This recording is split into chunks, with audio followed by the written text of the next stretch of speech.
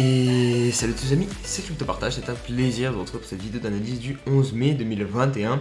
Comme vous pouvez le constater, on a un réveil un petit peu différent de d'habitude puisque la map est entièrement dans le rouge. Bitcoin a décidé de corriger assez brusquement pour rejoindre avec une mèche les 53 000 $.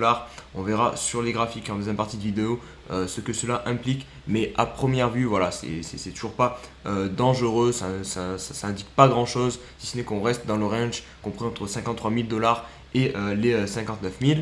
La dominance qui est toujours située aux alentours des 45%.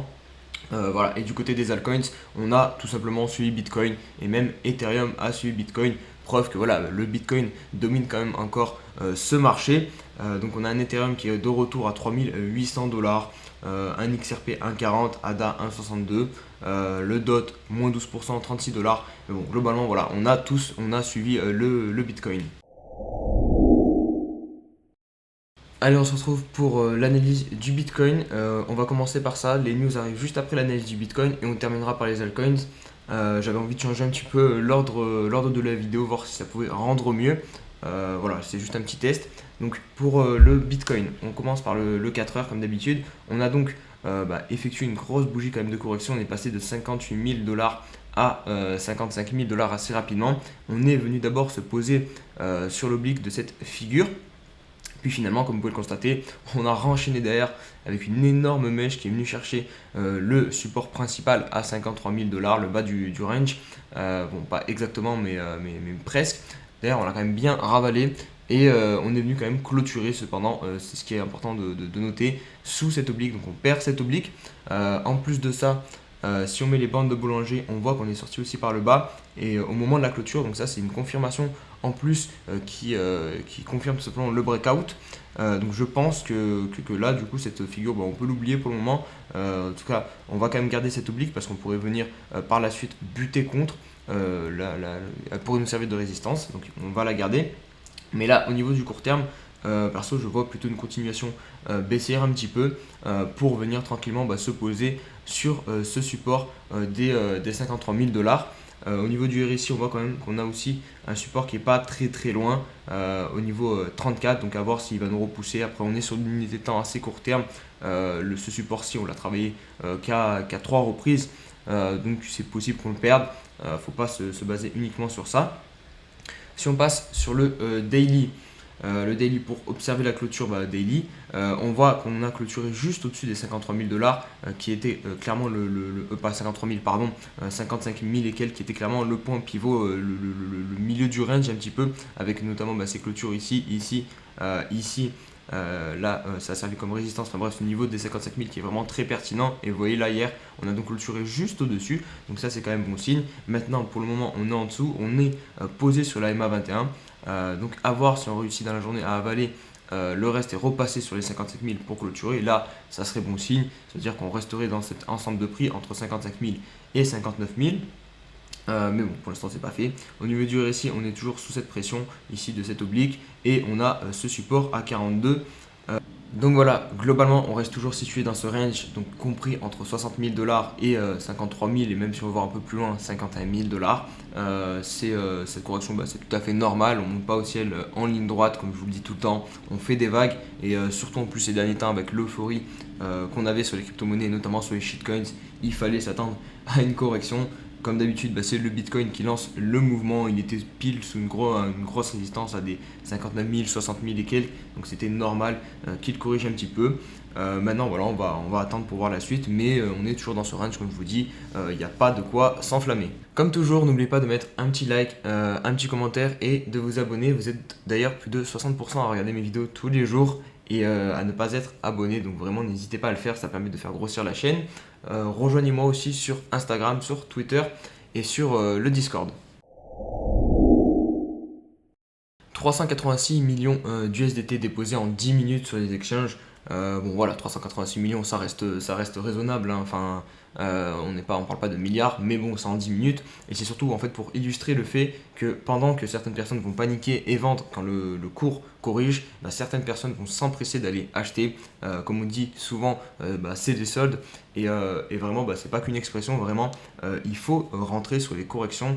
C'est à ces moments-là qu'on fait les meilleures affaires. C'est pas quand on est en pleine euphorie depuis 3, 4, 5 jours qu'on imprime des bougies de 50% qu'il faut se positionner parce que vous risquez voilà, d'acheter le top. Ceux qui sont rentrés sur le marché hier, sur notamment les altcoins, vous avez acheté un top, en tout cas au niveau du court terme. Donc voilà, c'est pour ça que c'est toujours très intéressant d'attendre au minimum une correction pour rentrer sur les cryptos. Qui nous rassure sur la durée du bull run avec le graphique de gauche qui correspond tout simplement aux réserves de Bitcoin pour les exchanges. Donc vous voyez qu'elle est en constante diminution cette réserve-ci. Donc ça c'est bon à savoir. Voilà, c'est-à-dire que les Bitcoins sont toujours très demandés, qu'il y a toujours de la demande et surtout qu'ils sont conservés, qu'il y a beaucoup de holders. Mais cependant, il rajoute que c'est compliqué maintenant de prédire un petit peu le Bitcoin au niveau du court terme, puisqu'on a énormément de contrats, de personnes qui utilisent les produits dérivés pour trader, notamment voilà, avec les leviers, beaucoup de débutants aussi, je pense, qui envoient des leviers à toutes les sauces. Et ça, évidemment, le marché, il aime pas trop, et du coup, il essaie de briser un petit peu ces leviers et d'aller chercher la liquidité où se trouvent ces leviers. Et donc, ça peut fausser peut-être un petit peu le marché et empêcher pour le moment le Bitcoin de repartir à la hausse tout de suite. Et en plus de ça, voilà, on a vraiment une grosse alt season en ce moment. Donc voilà, le marché est en train de corriger de manière naturelle là ce matin, histoire encore une fois de liquider peut-être certaines personnes trop gourmandes.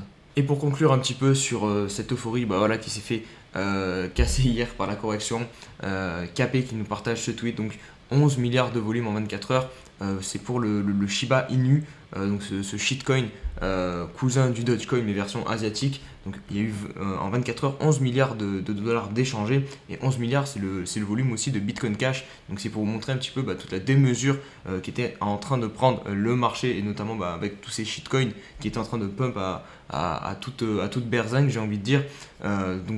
Surtout ce qui va être très intéressant, c'est quand ce pognon va revenir sur des projets intéressants comme le Bitcoin et Ethereum. On risque vraiment de voir des perfs incroyables, et c'est pour ça que je vous dis de vous méfier quand vous rentrez sur ces cryptos là, parce que vraiment ça fait clairement le yo-yo. Après venez pas non plus me dire en commentaire ouais tu dis de pas rentrer, c'est mal et tout. Non, je dis juste de se méfier, c'est pas la même chose. Si vous rentrez avec une gestion du risque très bien amené sur ces cryptos-là, évidemment que vous pouvez le faire. Voilà, j'ai rien contre ça. On est tous là pour faire de l'argent, enfin en tout cas la majorité. Donc, évidemment, vous pouvez faire de l'argent avec ça, mais en gros, c'est comme peut-être aller jouer au casino. C'est beaucoup plus risqué que de rentrer sur du Bitcoin où il y a de vrais fondamentaux derrière, ou encore Ethereum. La Thaïlande qui va durcir sa régulation contre les crypto-monnaies. On sait déjà que la Thaïlande, voilà, c'est un pays plutôt dur contre les cryptos, mais là ils vont faire quelque chose d'inédit, puisqu'ils vont tout simplement faire un espèce de super KYC. Donc un KYC, c'est une vérification d'identité que vous avez quand vous inscrivez sur une plateforme d'échange de crypto-monnaies. Mais en général, le KYC, c'est quoi? C'est juste envoyer une photo de vous, envoyer une carte d'identité, voilà, des petites formalités que vous faites de manière numérique, de façon numérique. Là, la différence avec du coup le KYC habituel, c'est que ça va être un KYC physique. Vous allez devoir vous déplacer dans un bureau pour prouver votre identité. Donc ça rajoute quand même une barrière à l'entrée pour les personnes qui voudraient investir, non négligeable. Donc à voir si cette façon de faire se propage dans d'autres pays, et notamment la France. Voilà, on sait que nous on n'est pas non plus les plus cléments avec la crypto-monnaie, mais c'est clair et net que devoir se déplacer pour s'inscrire sur un exchange, je ne sais pas si vous vous rendez compte, mais personnellement, en tout cas moi, ça me ferait pas mal chier. Dites-moi en commentaire ce que vous en pensez vous, mais je trouve cette mesure quand même assez puissante pour des pays qui souhaiteraient un petit peu casser et limiter le bull run. Allez, on se retrouve pour l'analyse d'Ethereum. On va faire un petit point assez rapide sur le 4 heures. Donc voilà, on a pour l'instant un top à 4200 dollars. On a corrigé violemment, on a suivi Bitcoin, on est venu toucher avec une mèche les 3600. Puis vous voyez, on est venu quand même clôturer au-dessus de la MA21 et au-dessus de cette oblique-ci là. Donc ça c'est intéressant, on est sur support pour le moment, donc ça tient. Ça c'est pour le niveau du très court terme. Et en daily, je voulais vous montrer quelque chose. On a, bon là j'ai redessiné la figure avec l'oblique, c'est celle qu'on voit en 4 heures. Mais ce qui est vraiment très intéressant, c'est depuis 3 jours, voilà, on a quand même énormément d'incertitudes. Vous voyez, on a des grandes mèches sur Ethereum. Et ce que je voulais vous montrer, c'est surtout ce jour-là, donc le 10 mai, où on a fait l'ATH. On voit qu'on a eu beaucoup de volume et une bougie d'incertitude. Donc ça pourrait être ce qu'on appelle un reversal day. Donc c'est un changement un jour qui change la tendance en fait. Donc là, on pourrait couper cette tendance haussière qu'on a sur le daily et marquer un arrêt, donc soit une consolidation ou soit une correction. Donc on pourrait enfin avoir trouvé, enfin je dis enfin, je ne suis pas content, mais parce que voilà, ça fait un petit moment que je vous dis qu'on va pas monter jusqu'au ciel et qu'on doit corriger sur Ethereum. Donc voilà, je pense que c'est peut-être arrivé là, peut-être qu'on a le top et qu'on va marquer notre correction et du coup la correction qui pourrait durer pendant quelques semaines sur Ethereum qui est nécessaire. On voit aussi au niveau du RSI qu'on a touché un espèce de plafond ici sur les 4 sur le niveau 82. Donc à voir. Ouais, je pense que potentiellement ouais, on a trouvé un top ici. Vous me direz en commentaire ce que vous en pensez. Mais en tout cas, voilà, quand on se met sur le daily, sur le weekly, pardon, voilà, on est monté à la verticale. Et c'est surtout aussi sur le mensuel. Hop, sur le mensuel, on est très haut. Voilà, ça fait 7 mois de hausse, donc au bout d'un moment, je pense qu'il va falloir corriger, se calmer un petit peu sur Ethereum. Donc je pense qu'on va avoir 1 ou 2 mois de correction avant évidemment de repartir pour la deuxième partie du bull run pour Ethereum. Allez, on enchaîne avec le jeton de crypto.com qui encore une fois est totalement corrélé au Bitcoin et le suit dans sa chute. Donc c'est pas fou, regardez, là déjà on avait marqué une espèce de M, un double top, hop, on est venu chercher l'objectif et là on remarque un petit peu la même figure, on a 2 tops ici et on est en train de revenir chercher en fait l'objectif de ce M qui doit être situé quelque part par là au 0,14 qui est vraiment le gros support actuellement sur crypto.com, enfin sur le CRO.